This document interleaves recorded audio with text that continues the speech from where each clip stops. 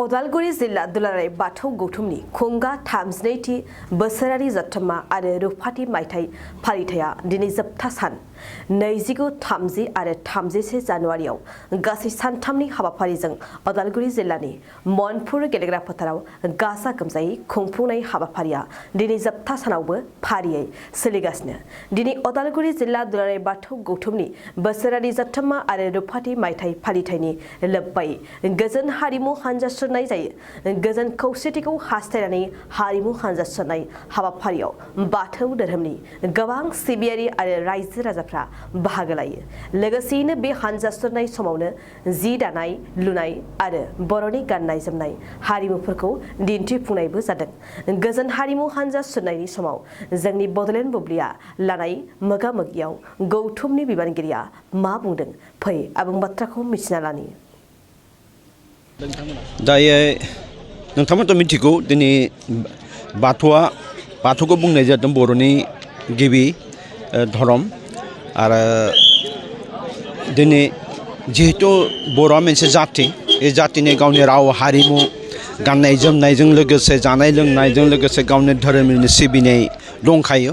दा बे हिसाबै दिनै हानजा सुरनायाव बे बाथ्राखौनो माने फोरमायहोनो नागिरदों कि जों बर'आ जे मोनसे रेस मोनसे जाति बे जातियाव जे गावनि गाननाय जोमनाय दानाय फुनाय जानाय लोंनाय हाबा गावनिनो हाबानि नियम निथि दङ। बे नियम निथिफोरखौनो कमप्लिटलि बे हानजा सुरनायाव दिन्थिहोनाय जागोन आरो। मा हाबाफारि लानाय जादों ओरैनो बे हानजा सुरनायाव मा दिन्थिफुंगोन?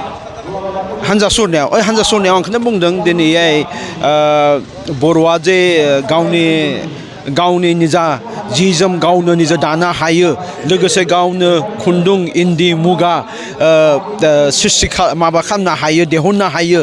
आरो लोगोसे जों जे आबादारि हिसाबै गायनाय फुनायखौ जों खालामो, गावनि जानाय लोंनाय फिथा हमनाय फिथा सावनाय अनला ओंख्रि जानाय कमप्लिटलि जेसेबां हायो सेस्था खालामदों जे बे हानजा सुरनायाव मोनसे एक्जिबिसन हिसाबै दिन्थिनो थाखाय नाजादों। बेसेबांसो किल'मिटार हानजा सुरनाय जागोन? दा खमायाव 8-10 किल'मिटार जाहैगोन। मानेबा थोंजों थांनानै एक्जुलेम कलेजखौ बारनानै जिथु जा पेट्रल डिपु दङ थाव डिपु सिगनेलगुरि जानानै कमप्लिटलि साबकाथि चक जानानै सानजाथिं फैनानै कोर्ट मिशन चक बुङो। मिशन चकनिफ्राय थोंजोङैनो फैनानै रेल लाइन बारनानै गलमा चक बारनानै मनपुर गामियाव फैयो। हानजा सुरनाया जेराव रुफाथि फालिथाय जादों उदालगुरि आन्चलिक कमिटिनि आरो लोगोसे डिस्ट्रिक्ट कमिटिनि बोसोरारि जथुम्मा जादों बे सायनासालियाव फैनानै जोबहैगोन आरो। बेसेबांसो सोद्रोमाफोरा बेयाव बाहागो लानो?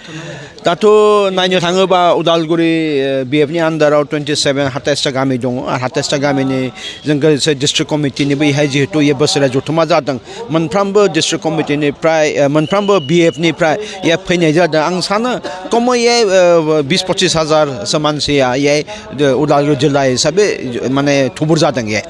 बाथौ धोरोमखौ लानानै बर' हारिनि गेजेराव मा फोरमायनो सानो? बाथौआ जे मोनसे धोरोम बेखौ जोङो बिश्वनि दरबाराव जोङो गायसनहैनांगोन। मानो होनबा दिनै बे बाथौ धोरोमा बर'नि गेजेरावल' कनफाइन जाना दङ।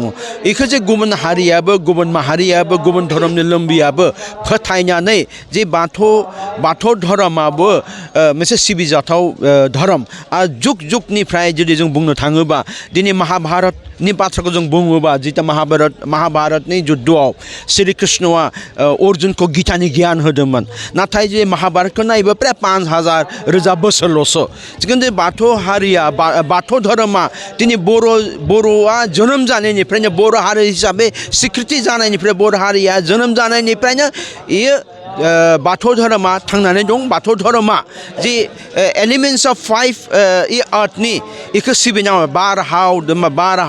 बार दै अर होननानै जे मोनबा तत्व दङ, जेराव जोङो मोनफ्रोमबो मोनबा एलिमेन्ट्सखौ लानानै मानसिया थांना थायो।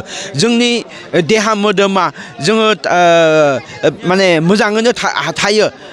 बेखौ जों दिनै जोंनि धोरोमखौ दिनै बर'लेण्डआवल' नङा, बर'नि गेजेरावल' नङा, अनेक बिश्व दरबाराव बुहुमाव भारताव बेखौ जोङो फोसावनांगौ आरो।